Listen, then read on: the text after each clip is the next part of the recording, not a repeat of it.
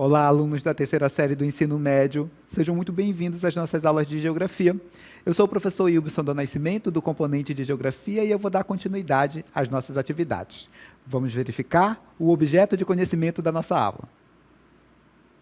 Estamos na aula de número 26 e ela tem como objeto de conhecimento economia, produção, capital e trabalho são consequências de experiências humanas estabelecidas historicamente em diferentes contextos culturais e sociais, formas de organização econômica e transformações técnicas, tecnológicas e informacionais ao longo do tempo, novas formas de trabalho, produção e configurações de mercado no mundo atual, desigualdade social, exclusão digital e precarização das relações de trabalho. Detalhamento desse objeto de conhecimento, trabalho formal e informal no Amazonas, emprego, subemprego e desemprego, economia verde, empreendedorismo, inovação e desenvolvimento sustentável. Feita a apresentação do objeto de conhecimento, a gente vai dar início à nossa aula.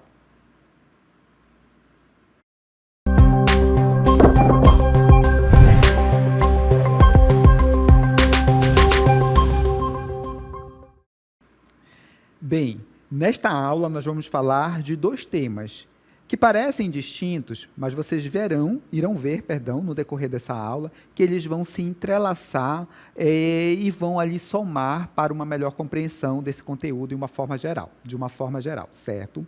Na primeira parte dessa aula, nós vamos falar sobre trabalho formal e informal aqui no Amazonas. E para isso, a gente vai entender alguns conceitos que são importantes, como o conceito de emprego, subemprego, desemprego, sobre o que é trabalho, bem como quais foram as principais relações de trabalho que nós tivemos ao longo da nossa história enquanto humanidade, certo?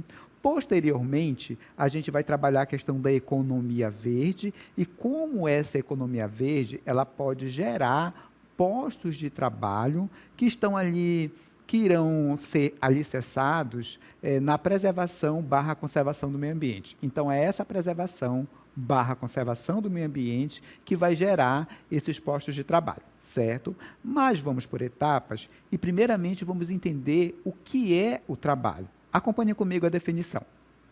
Olha, a gente pode afirmar que trabalho é atividade humana capaz de transformar a natureza. Eu já comentei com vocês que é através do trabalho que o homem transforma a natureza e constrói o que nós chamamos de espaço geográfico. É através do trabalho que o homem ele constrói tudo aquilo que é necessário para a sua sobrevivência, para a sua subsistência de uma forma geral, certo? É a partir do trabalho que o homem constrói as formas como ele vai se locomover, a vestimenta que ele vai precisar, que ele vai usar para se vestir, a sua moradia e a sua alimentação, certo? Bem, e como é que o homem, através do trabalho, transforma essa natureza, certo? Bem, por meio do trabalho, os seres humanos eles vão acumulando conhecimento e esse conhecimento que o homem vai acumulando, ele vai sendo utilizado para modificar a natureza, certo? Muda também as relações que nós estabelecemos entre nós mesmos e isso também contribui para que a gente tenha também mudanças nessa forma como o homem se relaciona com a natureza. E o trabalho está dividido de acordo com o espaço geográfico, o rural e o urbano. Na realidade, eles conversam, tá? São as atividades econômicas desenvolvidas em um dado espaço que vai criar ali, obviamente, espaços distintos, como o rural e o urbano, certo? Isso ocorre em decorrência das atividades econômicas que são desenvolvidas nesses espaços e que são diferentes uma das outras. Por exemplo, no campo, a gente tem a produção voltada à agricultura e pecuária, que marca ali uma das principais características do espaço rural. Nas cidades, a gente tem ali o comércio, os serviços, de uma forma geral, que marcam ali o espaço urbano, certo? Bem, outra coisa que eu gostaria de destacar para vocês nesse momento são as formas de relações de trabalho que nós tivemos ao longo da nossa existência enquanto humanidade. Claro que eu vou citar aqui algumas, mas existem outras, em especial aquelas formas de trabalho de populações ali, de povos originários, por exemplo, como os povos indígenas aqui na Amazônia, certo? Vamos começar com a escravidão, que durante muito tempo foi uma relação de trabalho que foi basicamente a força motriz da produção econômica em algumas regiões do planeta. Como funciona essa escravidão? A gente vai entender algumas características. Acompanhe comigo. Primeiro ponto, é uma forma de exploração ali do trabalhador. O trabalhador, quem está sendo escravizado, perdão, trabalha e não recebe nem um centavo por isso. Outra coisa importante para a gente destacar é que essa relação de trabalho, ela se baseia ali na propriedade de um grupo sobre o outro. Como é que isso funciona, professor? Olha, infelizmente, durante, por exemplo, o período colonial aqui no Brasil, durante o processo de escravização dos povos africanos e povos indígenas aqui na Amazônia, os escravos, os escravizados, eles eram vistos como mercadorias. Então, se o indivíduo comprava esses escravos, ele se sentia o dono deles, certo? Então, basicamente, eles eram de fato uma mercadoria naquele entendimento, né? E a pessoa poderia, obviamente, tinha sobre os escravizados todo o domínio, todo o poder, certo? Bem, esses escravizados, eles não recebem pagamentos pelo seu trabalho. Ao contrário, eles recebem ali condições de vida precárias, recebem castigos, tudo, menos o pagamento pecuniário pela atividade desenvolvidas por eles, certo? Trabalho ali em meio a múltiplas formas de violência. Todas as formas de violências que vocês imaginarem, física, psicológica, os povos escravizados aqui no Brasil, por exemplo, eles sofreram, certo? Temos outra relação de trabalho que foi muito comum durante o feudalismo, que foi um sistema econômico que antecedeu ali o capitalismo, né? Pautada ali, basicamente, na servidão. E como era essa servidão, professor? Vamos lá as características. Nós tínhamos ali o senhor feudal, que era o dono das terras, certo? E esse senhor feudal, ele tinha os servos, que eram as pessoas que trabalhavam nessa terra, em busca, em especial, de proteção e também da sua subsistência de uma forma geral. Como eu falei para vocês, o feudalismo foi um sistema econômico que veio antes do modo de produção capitalista e durou ali alguns séculos na Europa. Características da servidão. Ela se baseava no não pagamento das pessoas que estavam trabalhando, então as pessoas não recebiam salário, submissão de um grupo por outro, né? No caso, o senhor feudal era quem mandava, né? Então os servos estavam submissos ali ao senhor feudal. E a gente tem ali os servos que perdiam parte da sua liberdade, eu diria que a maior parte, já que até para sair do feudo ele precisava da autorização do senhor feudal. Certo? Chegamos ao trabalho assalariado, que é a marca dessas relações de trabalho que a gente tem no contexto atual, que, embora não seja única, é a hegemônica, né? A gente trabalha e recebe um salário. Quais são as características, professor, dessa relação de trabalho pautada ali no trabalho assalariado? Bem, o trabalhador, ele recebe ali um pagamento pelo seu trabalho.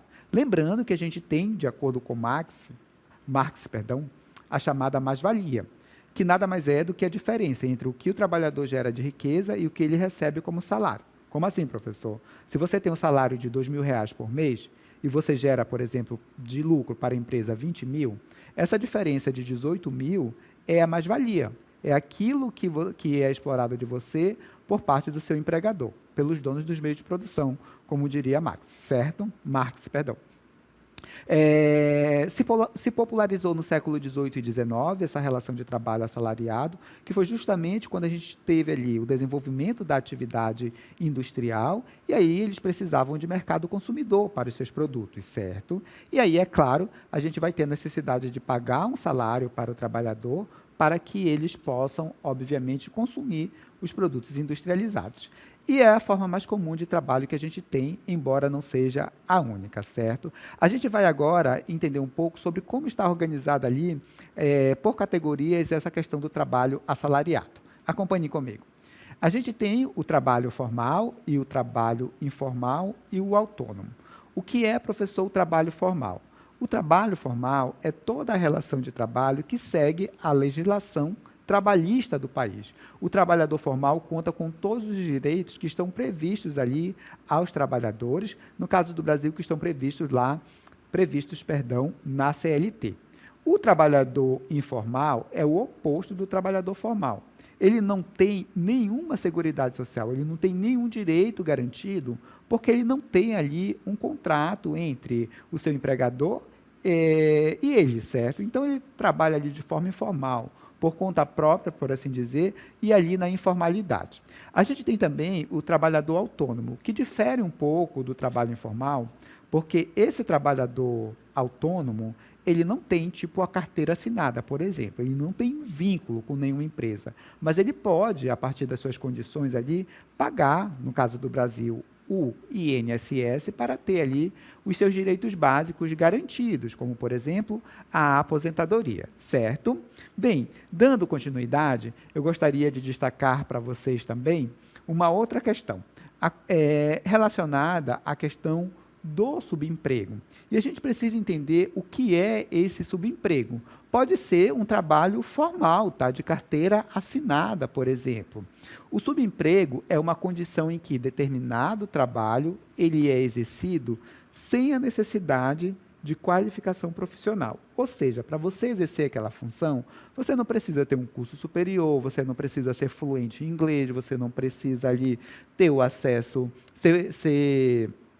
ter um curso de informática. Então, são trabalhos que não exigem ali tanta qualificação. Porém, os salários também são muito baixos, tá? Então, você não vai receber muito. Normalmente, é um salário mínimo só. Raramente foge dessa realidade, certo? Bem, então esse subemprego, ele oferece ali baixa remuneração, resulta ali em baixa qualidade de vida, um salário mínimo no nosso país, vocês já sabem que não dá conta, né? Não comporta ali todas as nossas necessidades. Com o salário mínimo, você não consegue comer, moradia, saúde, você vai precisar, obviamente, vivenciar situações ali de baixa qualidade de vida pela falta de acesso a serviços básicos. Instabilidade com relação ao salário é uma outra questão, e no Brasil é muito comum que as pessoas estejam ali em situação de subemprego. E isso está muito relacionado à qualificação da nossa mão de obra. Na maioria das vezes, a gente até tem postos de trabalho disponíveis.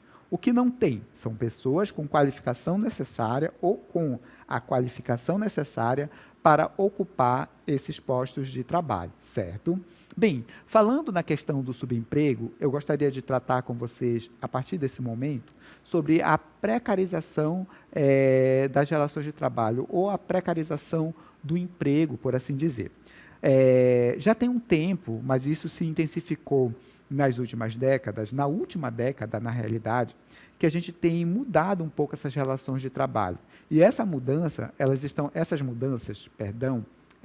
acontecendo em decorrência das inovações que a gente tem tido, em especial na área de informática, que criou ali um espaço que se difere um pouco dos espaços tradicionais onde se davam as relações de trabalho.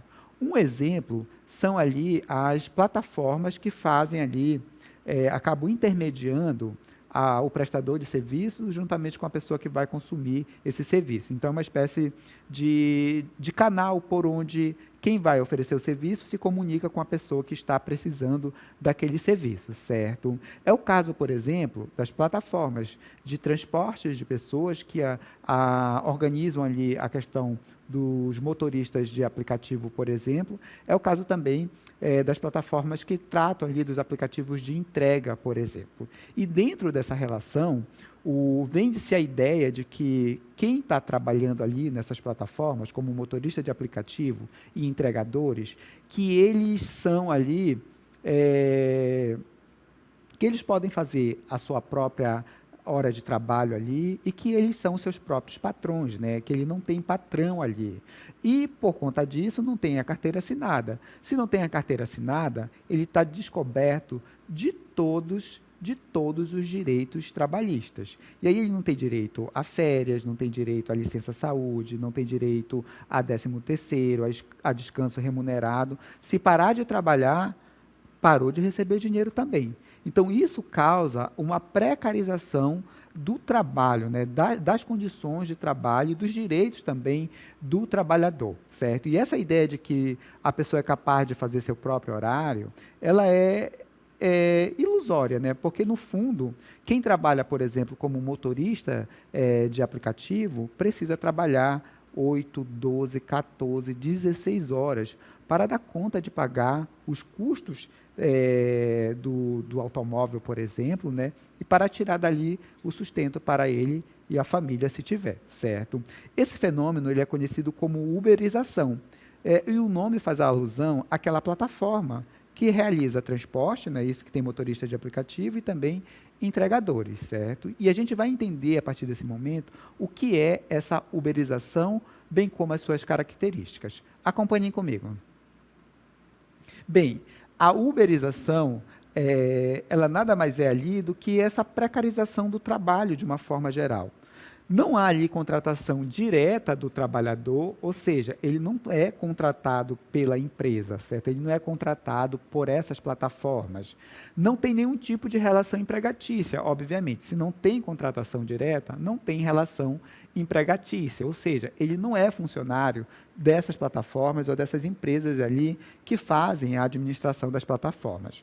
Não usufrui dos direitos dos trabalhadores formais. Ele é desassistido totalmente da questão relacionada ali aos trabalhadores formais. Um exemplo, um entregador que usa a motocicleta para fazer essas entregas, sofreu um acidente, quebrou a perna, ele vai ficar sem receber um centavo. Ele não vai ter o seguro-saúde, ele não vai ter ali nenhum tipo de apoio, nenhum tipo de cobertura feita ali pelo sistema de seguridade social que a gente tem, que no caso é o INSS, certo?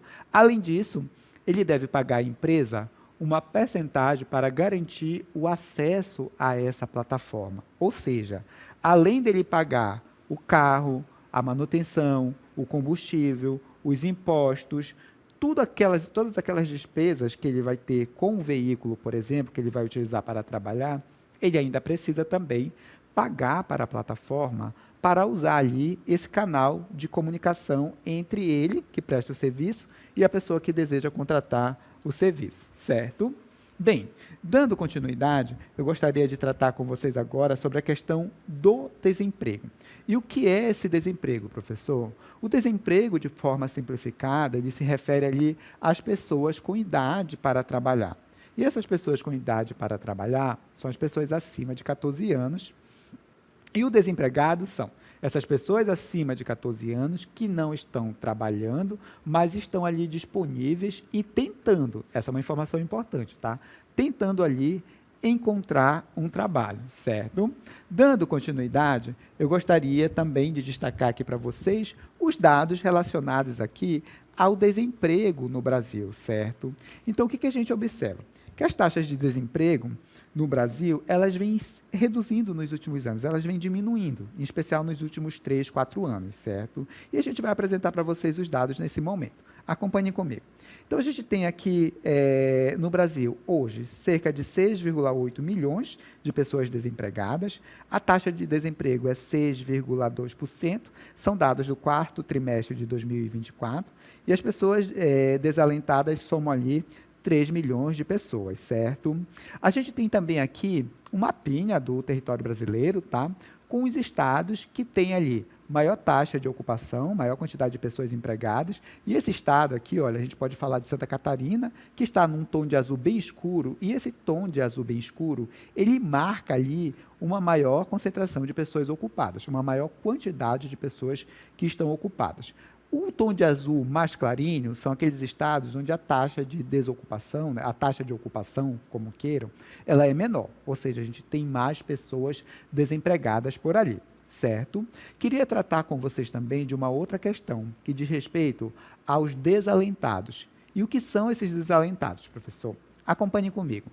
Os desalentados são aquelas pessoas que estão desempregadas e que já desistiram de encontrar um trabalho, certo? E essa população, ela tem um perfil, conforme vocês podem ver aqui, neste pequeno gráfico. A maior parte dessas pessoas desalentadas são pessoas pardas, conforme vocês podem ver aqui nessas bolinhas de cor verde, certo? Essas pessoas desalentadas, a maioria delas, mais da metade, são mulheres. As mulheres representam 55,7% dos desalentados aqui no nosso país. 22% dessa população desalentada tem entre 18 e 24 anos. E 42,1% têm o ensino fundamental incompleto ou equivalente. Lembra que eu falei para vocês da qualificação profissional? Por aqui a gente vê, olha, a maior parte da população desalentada, que já até desistiu de encontrar um emprego, não tem um ensino fundamental completo. Queria tratar com vocês aqui de uma outra questão relacionada a taxa de desocupação aqui no estado do Amazonas, quando a gente analisa o recorte gênero, a diferença entre homens e mulheres. Olha só que interessante para a gente analisar, turma. Acompanhem comigo esses dados. Olha, temos aqui, no tom aqui de azul, a gente tem a taxa de desocupação entre os homens, tá certo? E olha só, a taxa é de 5,8%, abaixo até da média nacional. Então, está muito bom. Mas olha quando a gente vai analisar as mulheres, que é essa linha aqui em preto, tá? As mulheres têm o dobro, né, de mulheres, aliás, a taxa de desocupação entre as mulheres, perdão, né, é isso que eu quero dizer, ela é o dobro em relação aos homens. Isso mostra aqui que as mulheres, obviamente, sofrem mais com essas questões relacionadas ao desemprego, certo? Outro ponto que a gente pode fazer é pegar a questão étnico-racial. Se a gente fizer um recorte relacionado à questão étnico-racial, a gente vai ver que o desemprego afeta grupos específicos, como pessoas pardas e pretas, em maior escala.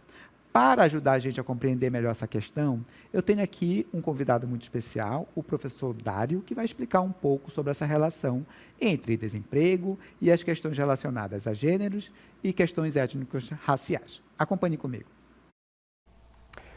De acordo com o Instituto de Pesquisa de Risco Comportamental, IPRC, você sabia que os salários dos homens e das mulheres têm diferença no Brasil, mesmo agora, 2024, uma vez que essa pesquisa foi feita em 2023, mas essa diferença ainda existe. E segundo este mesmo instituto, a diferença é de 77%. Mas por que isso? Se um homem e uma mulher têm o mesmo grau de instrução, desempenham a mesma atividade e recebem salários diferenciados. E isso se agrava muito mais quando falamos não somente do gênero masculino e feminino, mas também da etnia. A mulher preta, ela vai ganhar, de acordo com a mesma pesquisa, menos ainda do que as mulheres de cor branca. É um dado que revela o machismo estrutural na nossa sociedade, que se revela também como a grande desigualdade existente no mercado de trabalho. Por quê? Como mudar isso? É possível mudar essa realidade? Porque as mulheres desempenham as mesmas funções, têm o mesmo nível de formação, têm a mesma competência, mas na prática recebem valores diferenciados a menor. Com outro agravante, a maioria das mulheres tem uma jornada dupla, porque ao sair, digamos, do trabalho, tem ainda a jornada do trabalho doméstico, que também é um trabalho e esse não é remunerado. Eu trago aqui algumas dicas de que a educação pode mudar essa realidade. É um trabalho que nós educadores, que vocês educandos, devem nutrir desde os anos escolares, para que, no futuro bem próximo, talvez na próxima geração, esta questão da desigualdade salarial, de tratamento entre gêneros, entre etnias, seja acabado, que deixe de existir, porque todos nós somos iguais. E aí não tem porquê ter emprego ou subemprego. Mais uma vez, todos nós somos iguais, homens, mulheres, pretos, brancos, indígenas e pardos. Fica aí, vamos insistir para acabar com esse problema social, principalmente aqui no Brasil. Professor Dário, muito obrigado pela participação, pela contribuição aqui na nossa aula. Deu para a gente compreender melhor essas questões relacionadas aos dados de desemprego, por exemplo, e as questões étnico-raciais e também as questões de gênero. Agora a gente vai falar um pouco sobre a economia verde, como essa economia verde ela pode ali gerar postos de trabalho, em especial aqui na Amazônia. E a gente vai começar definindo o que é essa economia verde. Ela é um modelo econômico ali que pode resultar na melhoria do bem-estar da população de uma forma geral, tá certo? Pode trazer também uma igualdade social, ao mesmo tempo que ela pode reduzir ali os impactos ambientais. Ela segue ali 3 princípios, né? E esses princípios são a baixa emissão de poluentes de uma forma geral, em especial o carbono, tá? A eficiência do uso de recursos naturais e também a busca ali pela inclusão social.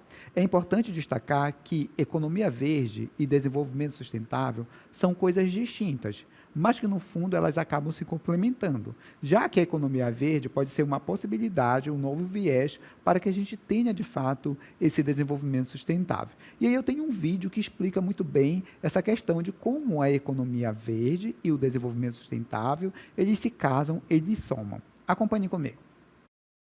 Sustentabilidade, desenvolvimento sustentável e economia verde. Ainda que os termos sustentabilidade, desenvolvimento sustentável, economia de baixo carbono e economia verde estejam ligados, um não substitui o outro. São termos diferentes, apesar das semelhanças. O conceito de economia verde não substitui o conceito de desenvolvimento sustentável.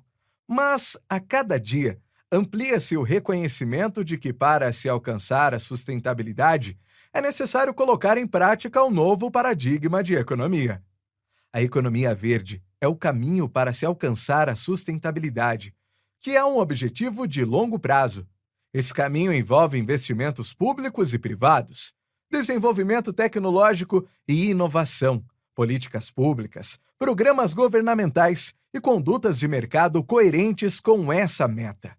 A ONU Meio Ambiente difunde uma visão de desenvolvimento que considera o capital natural como um ativo econômico crítico e uma fonte de benefícios públicos, em especial para as pessoas de baixa renda que dependem da exploração dos recursos naturais para a subsistência. A premissa é que economia verde não substitui o desenvolvimento sustentável, mas traz um novo cerne para a questão econômica, para investimentos, recursos, infraestrutura, vagas de empregos, habilidades e resultados sociais e ambientais positivos. Ou seja, provoca uma abordagem macroeconômica para o crescimento econômico sustentável. Muito bem, deu para entender um pouco sobre como o desenvolvimento sustentável e a economia verde podem somar para que a gente tenha, de fato, ali mudanças na relação homem-natureza, certo? A partir desse momento, eu gostaria de destacar para vocês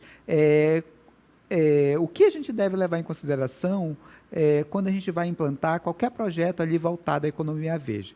Primeiro, ele tem que buscar ali baixa emissão de poluentes. Tem que ser uma atividade que não comprometa tanto o meio ambiente. Segundo ponto, utilizar de forma ali eficiente os nossos recursos naturais.